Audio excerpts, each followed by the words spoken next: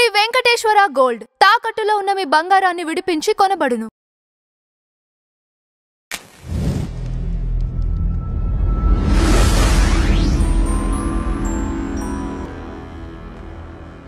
కానీ వాళ్ళకు దొంగ దెబ్బ ఎప్పుడు తీయలే. అంటే పిరికి పందల లక్షణం ఏంటంటేనండి, చేతగాని వాళ్ళ మీదకి, ఆయుధాలు లేని వాళ్ళ మీదకి, ఆడవాళ్ళ మీదకి, చిన్నపిల్లల మీదకి, ముసలి వాళ్ళ మీదకి కూడా వెళ్ళిపోతూ ఉంటారు. ఆ రోజు పహల్గాంలో ఏదైతే దాడి చేసి చంపారో, మతం చూసి మరి చంపారు చూసారా నీచపు ముండా కొడుకులు, వాళ్ళు పిరికి ముండా కొడుకులు కాబట్టి సైనికులు లేని సమయం చూసుకుని, సైనికులు లేని ప్రదేశం చూసుకుని, ఆయుధాలు లేని వ్యక్తులను చూసుకుని వాళ్ళని టార్గెట్ చేసి చంపారు. కానీ మన భారతదేశపు సైనికులు ఎప్పుడు యోధులే.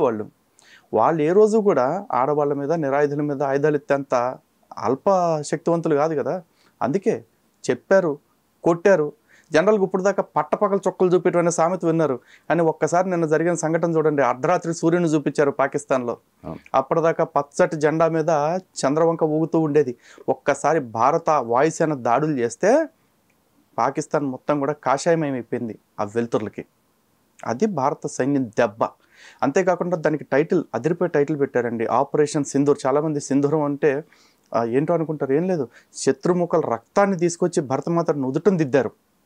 ఓ టైటిల్ అది. ఓకే, ఎంత అద్భుతంగా చేశారండి. అసలు ఏ భారతీయ పౌరులనైతే అన్యాయంగా చంపిన యదవులు ఉన్నారో, ఆ మత ముష్కరుల్ని, ఆ ఇస్లామిక్ జిహాదీ తీవ్రవాదుల్ని తొక్కి నారదీసి వాళ్ళ రక్తంతో మన తల్లి నుదుటన తిలకం దిద్దారు. అది సిసలైన సింధూరం. నిజంగా లలిత్ గారు, ఇప్పుడు స్వతంత్రం వచ్చి డివిజన్ అయిపోయిన తర్వాత వాళ్ళు కూడా అసలు ఇప్పటికి కూడా ఈ మతాన్ని ఇలా ప్రేరేపించడం కావచ్చు, దీనివల్ల ఏం లాభం? ఇప్పటికీ దరిద్రంలో అనుభవిస్తున్నారు. ఇంకా వాళ్ళ జీవితం అంతేనా సార్? ఇప్పుడు భారతదేశంలో ప్రతోడు మాట్లాడే మాట ఏంటంటే, ఈ మధ్య మాట్లాడుతున్న మాట, భారతదేశంలో మైనారిటీలకు రక్షణ లేదండి అంటారు. ఏ మైనారిటీలకు రక్షణ లేదండి? భారతదేశంలో ఉంది తుర్కోళ్ళు మాత్రమేనా? ముస్లిమ్సేనా? కాదుగా. ఇంకా చాలా జాతులు ఉన్నాయిగా మైనారిటీలు. అందులో పార్సీలు ఉన్నారు, సిక్కులు ఉన్నారు, జైన్లు ఉన్నారు, బౌద్ధులు ఉన్నారు, అందరూ ఉన్నారుగా. మరి వీళ్ళందరూ లక్షల కోట్లు, వేల కోట్లు సంపాదించి ఈ దేశంలో అద్భుతంగా బతుకుతుంటే ఎవడన్నా అడ్డం పడ్డా? గత 10 ఏళ్ల నుంచి భారతదేశపు హోంశాఖ మంత్రికి ఒక మైనారిటీ వ్యక్తి ఉన్నాడు, ఒక జైన్ వ్యక్తి. మనం ఏమన్నా తప్పు చేసామా? ఎప్పుడైనా ఆయన ఇబ్బంది పెట్టామా? తప్పుగా మాట్లాడామా? ఈరోజు భారతదేశంలోకెల్లా అత్యంత సంపన్నుడైన అదాని హిందూ కాదు కదా, ఆయన ఒక జైనేగా. అలాగే టాటాలు ఉన్నారు, మిస్త్రీలు ఉన్నారు, గోద్రేజ్లు ఉన్నారు, వీళ్ళంతా పార్సీలేగా. వీళ్ళంతా ఇన్ని కోట్లు సంపాదించుకుంటే ఎవరన్నా మాట్లాడారా? కేవలం భారతదేశంలో ఇన్సెక్యూరిటీ ఉంది ఎవరికంటే ముస్లిమ్స్కి మాత్రమే ఉందంటారు. నిజానికి ఈ ముస్లింలు భారతదేశంలో మాత్రమే ప్రశాంతంగా లేరా? పాకిస్తాన్లో ఏమన్నా సంతోషంగా ఉన్నారా? అక్కడ ఆళ్ళు కొట్టుకు చచ్చిపోవట్లేదా? ఒకళ్ళ మసీదుల మీద ఒకళ్ళు బాంబులు వేసుకోవట్లే? ఆఫ్ఘనిస్తాన్లో ముస్లింలు సంతోషంగా ఉన్నారా? బంగ్లాదేశ్లో ముస్లింలు సంతోషంగా ఉన్నారా? ఇరాక్లో, ఇరాన్లో, సిరియాలో ముస్లింలు సంతోషంగా ఉన్నారా? అది తురక దేశాల్లో తురకోళ్లే సంతోషంగా లేరు. భారతదేశంలో మేము సంతోషంగా లేవంటున్నారంటే అసలు వాళ్ళ అభిప్రాయాన్ని పట్టించుకోవాల్సిన అవసరమే లేదు. ఎందుకంటే వాళ్ళు ఇంకొకళ్ళతో కలిసి బ్రతకటం అనేది వాళ్ళ జన్మలో లేదు. ఎప్పుడు కొట్టుకుని చచ్చిపోవటమే. కార్టూన్ ఎక్కడ ఉంటుంది చూడండి, గూగుల్లో కూడా వస్తూ ఉంటుంది. ప్రపంచంలో ముస్లింలు అందరూ చచ్చిపోయి, మనుషులందరూ చచ్చిపోయి చిట్ట చివరి ముస్లిం ఒక్కడే మిగిలితే వాడు చేసే పని ఏంటంటే కాలుకో కత్తి, చేతికో కత్తి కొట్టుకుని వాడి కాడే కొట్టుకుని చేస్తాడంట. అంత ఉన్మాదం వాళ్ళలో ఉంటుందని చెప్పేసి గూగుల్లో చెప్తున్నారు, కార్టూన్స్లో. మరి అలాంటి వాళ్ళు ఇక్కడ సంతోషంగా లేరని స్టేట్మెంట్లు ఇస్తుంటే దాన్ని అసలు మనం పరిగణలోకి తీసుకోవాల్సిన అవసరం లేదండి. పిచ్చోడు ఏదో వాగుతున్నాడని వదిలేయటమే.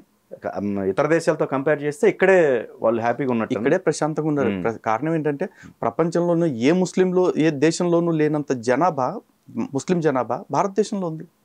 ప్రపంచంలో ఏ ఇస్లామిక్ దేశంలోనూ లేనన్ని మసీదులు, దర్గాలు భారతదేశంలోనే ఉన్నాయి. సుమారు 3 లక్షల పైచలకు దర్గాలు, మసీదులు ఉన్నాయి. మరి పాకిస్తాన్లో కూడా లేవు? పాకిస్తాన్లో కూడా లేవు. పాకిస్తాన్లో లేవు, అరబ్ దేశాల్లో లేవు, ఎక్కడా లేవు. ఓకే, భారతదేశంలో మాత్రమే అత్యధికంగా మసీదులు ఇవే ఉన్నాయి, ఈద్గాలు, దర్గాలు. కానీ ఇక్కడ వీళ్ళు ఏమంటారు, ఇన్ని ఉన్నా సరే అన్ని వదిలేసి వీధుల్లోకి వచ్చి నమాజులు చేస్తూ ఉంటారు. రైల్వే స్టేషన్స్లో, మెట్రో స్టేషన్స్లో నమాజులు చేస్తూ ఉంటారు. చివరికి రైలు బోగిలో ఆ బెర్త్ మీద కూర్చొని కూడా నమాజులు చేస్తూ ఉంటారు. ఎవడమో మొగుడు సొత్తు అని కొన్ని నాటకాలు వేస్తున్నారు. మీ మతాన్ని మీరు స్వేచ్ఛగా ఎక్కడైనా పాటించుకోవచ్చు. మీ ఇంట్లో పాటించుకోండి, మీ మత కేంద్రాల్లో పాటించుకోండి. కానీ ఎక్కడ పడితే అక్కడ పాటిస్తాను అంటే ఈ దేశం నీ మతం సొత్తు కాదు కదా, అందరిది కదా. మరి నీ మత కేంద్రాలు అన్నీ వదిలేసి వీధుల్లోకి వచ్చి నమాజులు చేస్తానంటాం ఎంతవరకు సమంజసం? అంటే కేవలం వాళ్ళ ఉన్మాదాన్ని మన మీద రుద్దుతూ ఈ భారతదేశం మీద మా ఆధిపత్యాన్ని చూపిస్తాం, ఏం పీకుతారో పీక్కోండి అని చెప్పి సవాల్ వేస్తున్నారు అంతే. మన వాళ్ళకి అర్థం కావట్లేదు ఫ్యాక్ట్స్.